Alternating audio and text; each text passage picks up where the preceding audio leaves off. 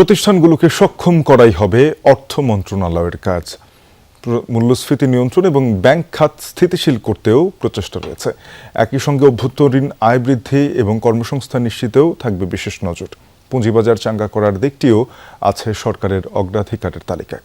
বিশ্লেষকরা বলছেন, বাজেট তৈরির কাজ এখনই শুরু করা প্রয়োজন। আর্থিক খাতের শৃঙ্খলা না ফেরানো গেলে সংকট আরও তীব্র হবে।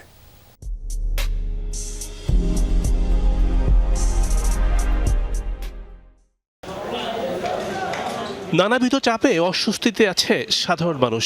দীর্ঘ সময় ধরে আয়ের তুলনায় বেশি হচ্ছে ব্যয়, খাদ্যপণ্য কিংবা সেবা, সব ক্ষেত্রেই অসহনীয় ব্যয়ের চাপ।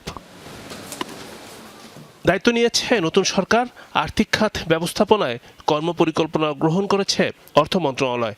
সংকটে থাকা আর্থিক খাত টেনে তুলতে কয়েকটি ক্ষেত্রে দেয়া হচ্ছে অগ্রাধিকার। আর্থিক খাতের প্রতিষ্ঠানগুলোকে শক্তিশালী করতে চায় অর্থ বিভাগ। একই সঙ্গে মূল্যস্ফীতি নিয়ন্ত্রণেও রয়েছে সরকারের অগ্রাধিকার। শুরু করা হয়েছে ফ্যামিলি কার্ড বিতরণ। পুঁজিবাজার সক্রিয় করতেও নির্দেশ দিয়েছেন অর্থমন্ত্রী।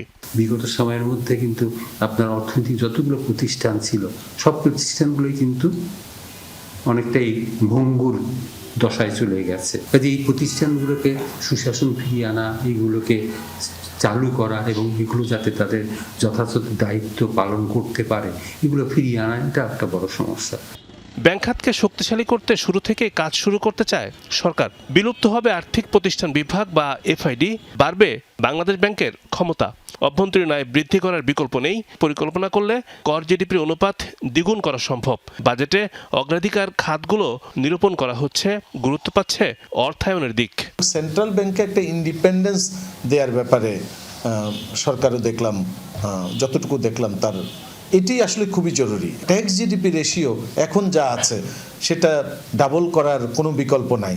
যদি মনে করে যে 5 বছরের মধ্যে ওনাদের টার্গেটই হবে এটাকে অন্তত ডাবল করা, অর্থাৎ 7.5% বা 7% আছে, এটাকে 15% নিয়ে যায়, এর কোনো বিকল্প নাই।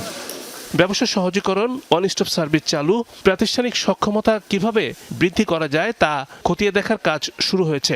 উৎপাদন বৃদ্ধির ক্ষেত্রে অন্তরায় হয় এমন সব বিষয় নিয়ে করা হবে পর্যালোচনা। যারা আপনার 9%-এর লোন নিয়েছে তারা আবার 16%-এর ঋণ ফেরত দিতে হয়েছে, 15%-এর ঋণ ফেরত দিতে হয়েছে। এখন সেটা কমে এসছে, ইয়েস, বাট এই যে গ্যাপটা কেন হয়েছে?